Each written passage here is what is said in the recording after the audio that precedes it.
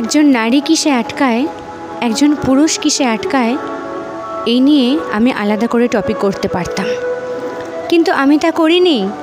কারণ আমি মনে করি এই পৃথিবীতে নারী পুরুষ আলাদা বলতে কিছু হয় না।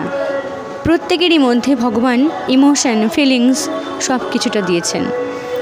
প্রত্যেকটি মানুষেরই দুঃখ, কষ্ট, যন্ত্রণা, বেদনা সবটা রয়েছে।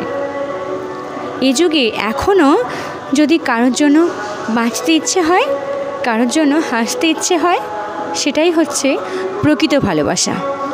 আর এই ভালোবাসার কাছে সবাই আটকায়, উভয় আটকায়। যেখানে বিশ্বাসটুকু রয়েছে, ভরসাটুকু রয়েছে, সেখানে নারী পুরুষ উভয় আটকায়।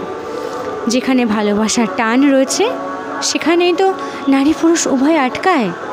যেখানে একে অপরের প্রতি বোঝা পড়াটা ভালো রয়েছে, সেখানেই একে অপরের জন্য আটকায়। জানো বন্ধু, ভালোবাসার ক্ষেত্রে নারী বা পুরুষের আলাদা কোনো অনুভূতি রয়েছে বলে আমি মনে করি না।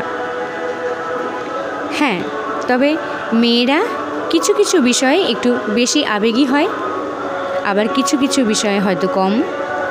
একইভাবে ছেলেরাও কিছু বিষয়ে একটু বেশি আবেগপ্রবণ হয়, কিছু বিষয়ে কম। বাস এটুকুই, আর আলাদা বলতে কিছুই নেই।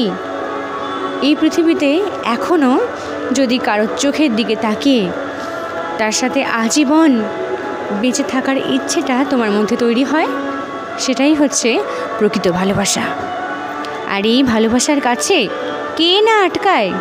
সবাই আটকায়, নারী পুরুষ সবাই আটকায়।